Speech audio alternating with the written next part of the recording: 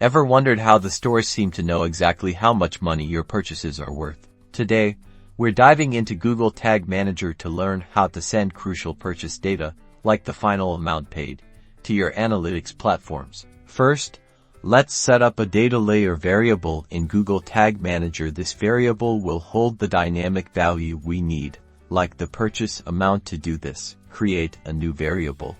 Select data layer variable as the variable type, and enter the exact name of the data layer variable that contains the purchase amount data. The data layer is a code that's placed on the website to share the data like purchase amount. To find that info, you'll need to inspect the website's code. After a confirmation page, you can simply right-click on the page and select Inspect in the Developer Tools window. You'll probably find a data layer variable with transaction total or similar labels.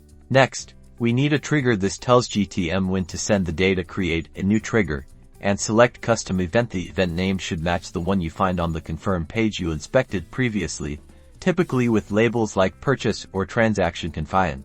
Now, we create the tag to transmit the data. Select Google Analytics GA for event as the tag type. Connect it to your GA for configuration tag so GTM knows which analytics account to send the details to.